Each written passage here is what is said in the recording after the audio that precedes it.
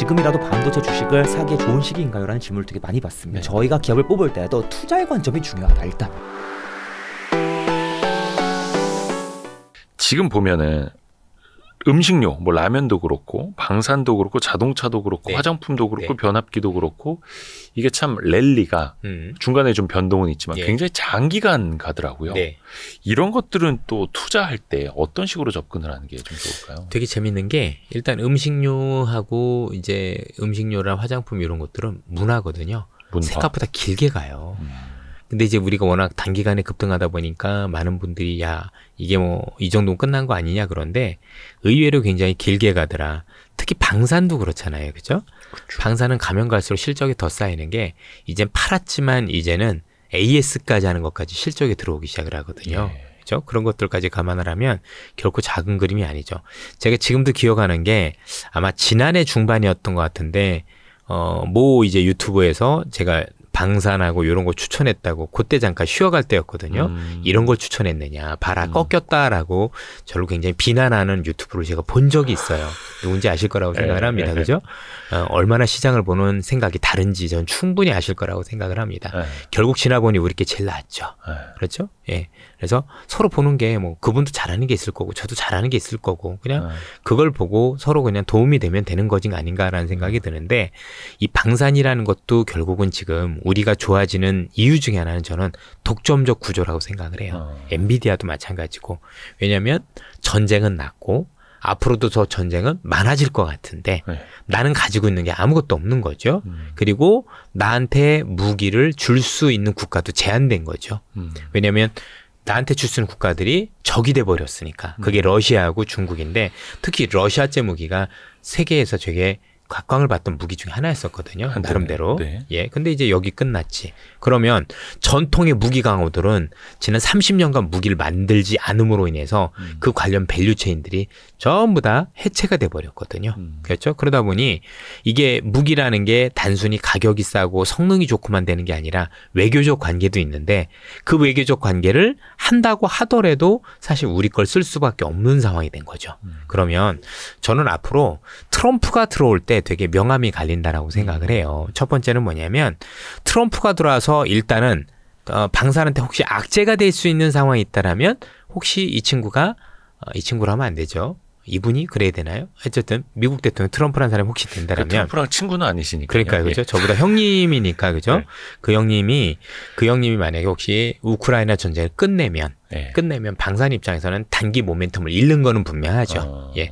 근데 그런다고 해서 끝나는 게 아니다라고 생각을 하는데 두 번째가 중요한 것 같아요. 지금 트럼프가 됐든 바이든이 됐든 미국에서 지금 제일 문제가 되고 있는 것 중에 하나가 재정 적자가 너무 심하고 국가 부채가 너무 심한 거라서 일부 이걸 조정을 할 필요는 분명히 있어요. 그런데 분명히 자기가 공약한 건 쓰려고 할 거거든요.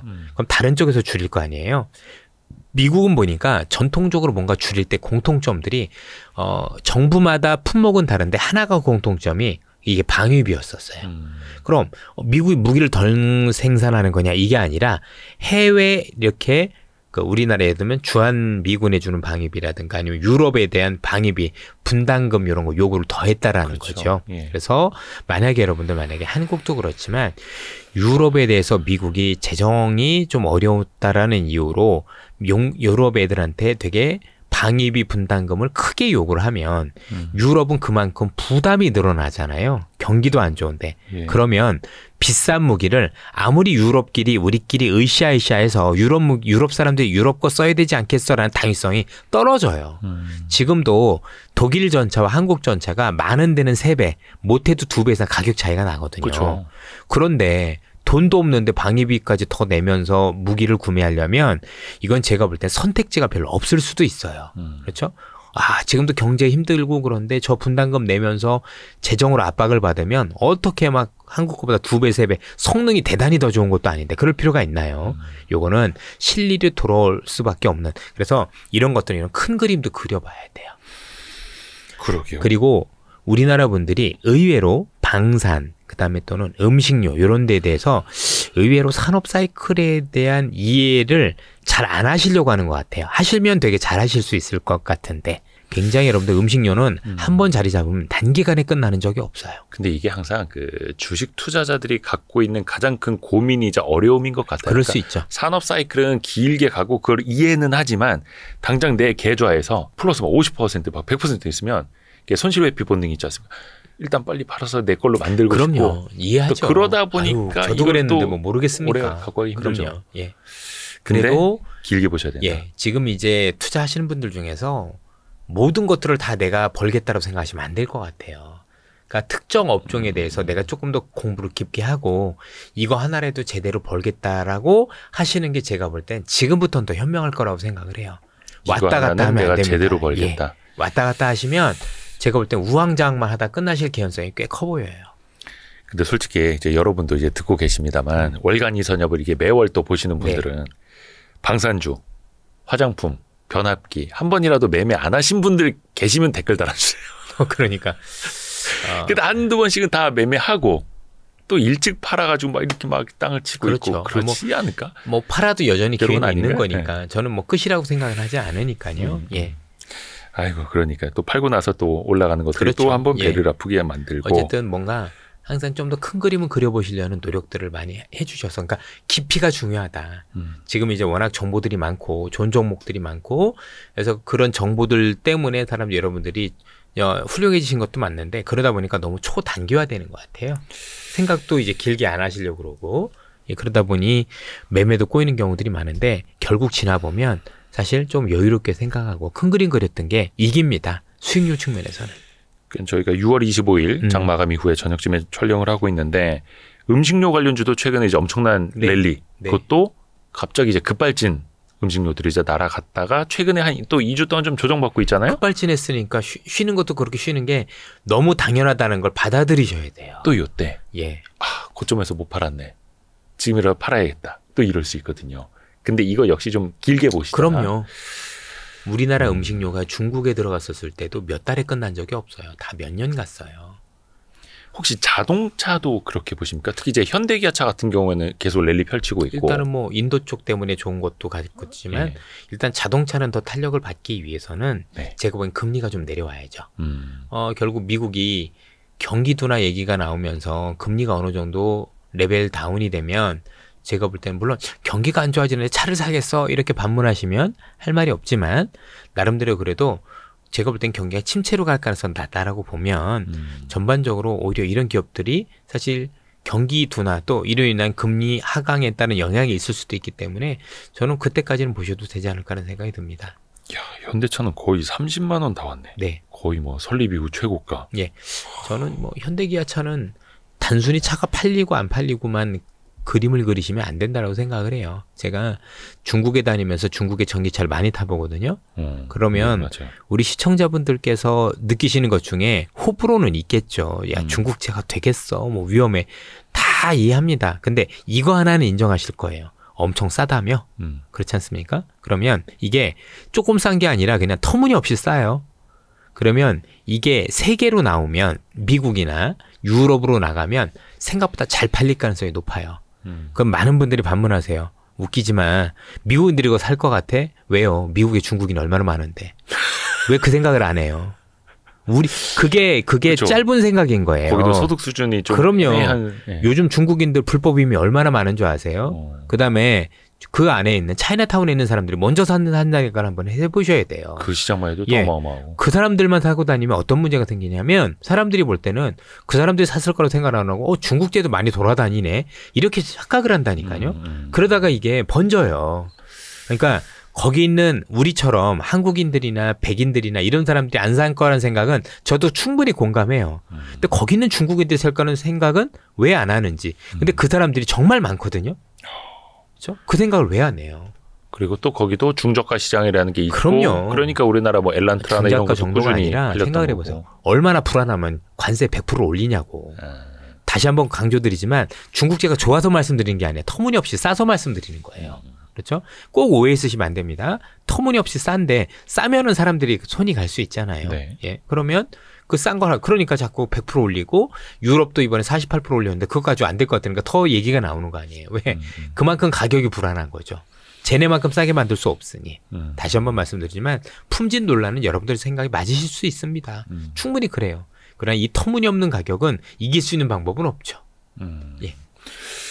또 그게 또 유럽에서도 일단 또 통하고 있으니. 왜냐하면 이게 자동차는요 단순히 팔리고 안 팔리고의 문제가 아니라 글로벌 역사상 특히 최근 들어서 자동차 회사가 망한 경우가 없어요. 자동차는 그 나라에서 생산되는 그 생산 가능 인구들을 제일 포용하는, 즉 고용과 관련된 제일 큰 산업이에요. 연관 산업까지. 그래서 얘 하나 죽으면 그 고용 파급 효과나 그로 인한 내수 침체가 생각보다 심각합니다. 그래서 어떤 경우에도 안 죽여요. 근데 지금 상황에서 유럽이나 미국이 중국 전기차를 받아들여서 혹시 중저가 중심으로 그렇게 해서 시장 잠식당하면서 유럽이나 미국에 있는 자동차 회사를 위험하게 할 거냐? 저는 아니라고 보거든요. 그래서 제 생각에선 제가 틀릴 수도 있겠지만 그래서 뭔가 이 국가들이 결국은 중국 전기차가 못 들어오는 걸로 일단은 시장 정책이 바뀌지 않을까. 그러면 그 자리를 저는 우리 현대기아차가 저는 역할을 대신할 거라고 보는 거예요. 치고 들어갈 수도 있다. 그건 큰 거죠. 물론 이거는 제가 생각하는 전략적인 정책적인 생각인 거고 실제 그렇게 될 건지는 지켜보는 게 맞는 것 같습니다. 그렇죠. 미국과 유럽연합, 중국의 어떤 관세 충돌 사이에서 약간 이제 어부질이 맞아요. 이렇게 해서 또 들어갈 수도 있는 거고, 또 지난번에 말씀해 주셨던 것 중에 하나가 소비가 둔화되면 투자 관련주들이 좋을 맞아요. 수도 있다. 네. 그게 어떤 인프라 쪽. 맞습니다. 왜냐면 지금 AI 관련 인프라들이 올라가다 주춤하는 건 특히 최근에 이제 신재생과 관련해서도 마찬가지고 주가가 좀 꺾이고 있는 건 금리와도 무관하지 않아요. 물론 이제 트럼프 대통령이 트럼프 이제 풍력 같은 거 안 할래 뭐 이런 어떤 발언을 했기 때문에 그런 영향도 없지 않다라고 보는데, 어쨌든 간에 지금 제가 보기에는 전기차 시장이 됐든 아니면 흔히 얘기하는 이런 어떤 신재생 에너지 시장이 됐든 트럼프라는 복병을 만나서 장애물이 생겼다라면 AI라는 새로운 산업 때문에 뭔가 또 숨통이 트여지는 것 같아요. 사실 AI가 결국 엄청나게 전력을 필요로 하고 있고 이 전력을 위해서는 기존에 있던 발전은 당연히 지속해야 되는 거고 거기에 지금 원자력이나 아니면 또 다른 신재생 에너지까지 어느 정도 가세를 해줘야 이게 극복이 되기 때문에 나름대로 제가 볼 때는 요 산업도 뭐 시간을 두고는 될 거라고 생각을 하는데 문제는 이 산업들이 전부 다 파이낸싱을 일으켜서 해야 되는 사업이죠. 내 돈 가지고 가는 게 아니라 돈을 빌려야 돼요. 그렇게 되려면 금리가 낮을수록 사업성이 있잖아요. 그러니까 웬만한 기업이 내가 지금 돈 빌리면 이 이자로 사업했을 경우 돈이 안 남을 수 있잖아요. 네. 그럼 사업을 할 리가 없죠. 그런데 금리가 내려가서 사업성이 확보가 되면 다시 재개될 가능성도 있다라는 점에서 제가 볼 때 오히려 그 뒤로 AI도 마찬가지예요. 그 금리 이야기 해주셔서 말씀인데, 아까 자동차 판매도 조금 더 가속화되려면 이제 금리가 내려와 줘야 된다. 또 뒷받침해 줘야 된다. 금리는 일단 이제 시장에서는 뭐 9월에 한 번, 뭐 연말에 또 한 번 이런 식으로 이제 기대를 하고 있잖아요. 요 베이스로 이사님도 똑같이 깔고 저는 그렇게 가고 있고요. 일단 연준도 한 달에 한 번씩 생각을 바꿀 정도로 사실 아무도 알 수는 없는데 최근에 6월에 뭔가 좀 매파적인 얘기는 했잖아요. 그럼에도 불구하고 오늘 아침에 보니까 6월 25일입니다. 오늘 아침 미국 연준 위원 몇 분이 의미심장한 얘기를 하더라고요. 메리 데일리라는 사람이 얘기하기를 뭔가 시장에서 뭔가 경기 둔화 조짐이 나타나고 있고 특히 고용 시장에 좀 균열이 나타난 것 같다라는 얘기를 하기 시작을 했고 오스탄 골스비 같은 경우도 이제 금리 인하에 대한 얘기들 비췄어요. 그러면 불과 며칠 전에 FOMC를 통해서 뭔가 막 매중의 매처럼 이렇게 보였는데 물론 시장 반응은 그렇게 안 됐지만 나름대로 그 당시에 시장에서 얘기했었던 게 FOMC가 얘기했던 게 뭐냐면 그동안 우리는 물가가 하락하기를 기대했는데 그 기대가 주거비 때문이었던 거라고 숨기지 않았고 근데 그 주거비가 생각처럼 안 내려왔잖아요. 네. 그 물가를 잡을 때 여러분들 알고 계신 것처럼 CPI 내에서 제일 끈적끈적한 게 임금하고 그다음에 주거비인데 주거비는 원래 집값하고 18개월 정도 어느 정도 시차가 있어서 그걸 가면 이미 내려왔어야 되거든요. 근데 안 내려왔어요. 왜 안 내려오는지 잘 모르고 있는 것들도 있고 그래서 이건 아닌 것 같으면 결국 방법을 다른 게 그럼 별수 없이 이전처럼 고용을 조금 훼손하는 방법으로 사실은 물가를 내려야 될 텐데가 지금 연준의 생각이거든요. 근데 그게 이번 달 지표부터 보이기 시작을 하는 거예요. 그게 메리 데일리 총재의 얘기예요. 거기에 이제 오스탄 골스비도 마찬가지인 거고 그럼 이게 시작됐다라 보면 그게 왜 시작됐다라고 보는 거냐면 결국 고금리에 따른 부담을 본격적으로 느끼기 시작했다라는 거니까 이번 달보다는 다음 달, 다음 달보다는 그 다음 달 사실은 더 그 가능성이 있겠죠. 그렇게 해놓고 보면 7월까지는 몰라도 9월 가능성은 저는 여전히 열려있는 게 아닌가. 그래서 이번 FOMC 연준에서 어떻게 발표를 했냐면 예전에는 올해 3번 하겠습니다 또는 데이터 디펜던트 얘기만 하다가 네. 이번엔 새로운 얘기를 집어넣었어요. 유연한 데는. 내가 데이터 디펜던트이긴 한데 혹시 그 데이터 중에서 혹시 실업률이 올라오는 모습을 보이면 즉각 대응하겠다라는 표현을 했어요.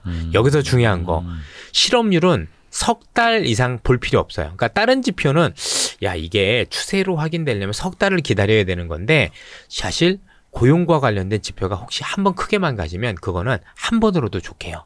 왜냐하면 고용과 관련해서는 최근에 시장에서 나오고 있는 게 좀 괴는 달리하지만 샤메 법칙이라는 게 있어서 원래 실업률 한 번 오르면 급등하는 특징이 있다라고 오스단골수비 되게 다 하거든요. 그 추세로 확 가버린다. 추세를 한꺼번에 확 올라갈 수 있기 때문에 그걸 방지하기 위해서 굉장히 제가 볼 때는 예상치 못한 시점에 금리 인하를 한다라는 게 연준의 생각인 거고. 그러니까 그 고용 지표를 보면서 하는 게 아니라 그냥 그죠? 하면 바로 움직여야 된다. 맞죠. 그래서 유연한 대응을 얘기를 한 거고요. 두 번째는 최근에 이제 고용이 뭔가 조금 이제 불협화음이 있는 걸 봤겠죠. 네. 나름대로. 그래서 유연한 대응을 한다고 했으니 제가 볼 때는 9월 안에는 그래도 가능성이 충분히 있다라고 보는 게 현재로서는 합리적인 것 같아요. 예. 현재로서는 이제 9월의 금리 인하 확률을 페드와치에서는 한 61% 정도로 그럼요. 보고 있고. 제가 지난 3, 4월 달에 그때 미국 갔다 와서 아마 여기 시청자분들한테도 분명히 가보니까 서민들은 되게 생각보다 어려워서 밑에부터 뭔가 균열이 있다라고 말씀을 드렸는데 그랬더니 이제 그 뒤로 나온 경기 지표가 나쁘지 않았잖아요. 네. 그래서 뭘 보고 온 거냐 이렇게 했지만 실제 그게 그때부터 시작이 된 거예요. 그러니까 지표 중심으로만 보면 답이 안 나와요. 가보지도 않고 현실도 모르면서 지표 보는 게 의미가 있을까요? 근데 연준은 그걸 계속 모니터링하고 있었어요. 그리고 저만 그랬던 게 연준에서도 그 연주 페드 레슨즈라 그래서 공청회도 열면서 실제 서민들이 얼마나 힘든지 모니터링을 계속 하고 있었다는 얘기죠. 그래서 조만간 이렇게 될 걸 알고 있었던 것 같고 저는 그래서 여전히 9월에 대한 어떤 생각을 유진하고 있는 상황이다 정도로 보시면 되겠습니다. 그러면 미국의 어떤 뭐 인프라 투자라든지 이런 쪽도 좀 개선이 될 수 있고 다만 여기서 중요한 게 뭐냐면 진짜 제 생각대로 생각보다 실업률이 빨리 올라와서 9월에 금리 인하 가능성이 굉장히 높아지면 네. 그때는 저는 시장이 쉬어간다라고 봐요. 아 실제로 금리 인하 국면이 오면 왜 쉬어간다라고 보냐면 결국 경기가 둔화되는 걸 봤기 때문인 거거든요. 근데 경기가 둔화된다는 사람들이 잘 사겠죠. 그런데 앞서도 말씀드린 것처럼 실업률이 한번 오르면 확 오르는 특징이 있어서 제가 볼 때는 불필요하게 경기 침체 논란이 있을 것 같아서 그래요. 그럼 그 침체 논란이 있으면 그다음 좀 많이 오르기도 했고, 그죠? 오르기도 했고 침체 논란도 있으니 한번 팔고 가자라는 것 때문에 지금 보이고 있는 조정보다도 조금 더 제가 볼 때는 좀 폭이 더 있을 수도 있다는 생각이 들어요. 변동성이. 그렇죠. 또 이제 가을로 가면은 이게 또 이제 학습효과가 될 수도 있는데 보통 이제 우리나라 시장이 9월, 10월이 또 안 좋았잖아요. 이게 어쨌든 많이 올랐기 때문에 굉장히 많이 올랐고 기간도 짧지 않았기 때문에 사실은 조그만 변수에도 변동이 커질 수밖에 없는 구간이 하반기에는 여러 차례 있을 수밖에 없습니다. 변동성이 또 커지는 구간. 지금도 그렇죠. 큰데. 맞아요. 그렇죠. 그리고 지수가 내리는 게 의미가 없는 게 지수 10% 내리면 종목들은 30% 빠져요. 그렇죠. 왜냐면 대형주가 별로 안 빠지고 그 개별주들이 빠질 거기 때문에 뭘 들고 있느냐에 따라서 온도차가 너무 커질 수 있어요. 그러니까 실제로 금리 인하를 하는 그 시기가 오면, 그러니까 지금은 빨리 금리 좀 내려라 하는데 실제로 그 시기가 오면 오히려 시장은 또 많이 흔들릴 수도 있고. 다만 조건이 있는 게 그 금리를 내리는 요인이 고용일 경우는 주거비일 경우는 괜찮아요.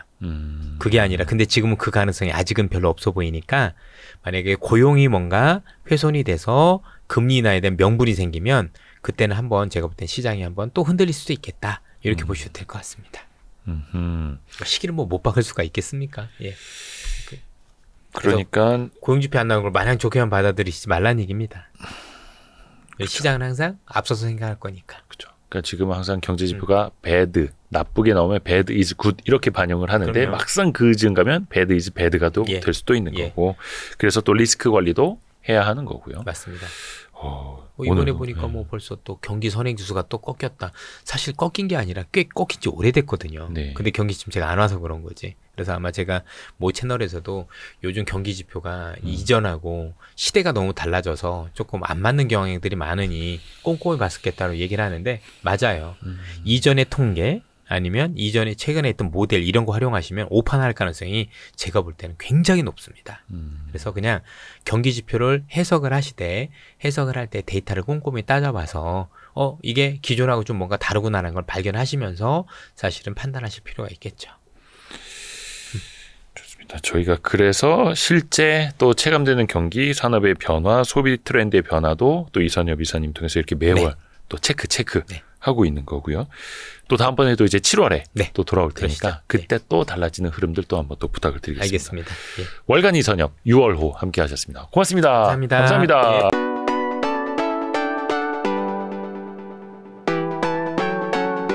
다음번 상승 사이클을 기대하면서 지금이라도 삼성전자, 하이닉스 주식을 사모으면 좋을까요? 지금이라도 반도체 주식을 사기에 좋은 시기인가요? 라는 질문을 되게 많이 받습니다. 투자자는 투자자다워야 된다. 그러면 저희가 기업을 뽑을 때도 투자의 관점이 중요하다. 일단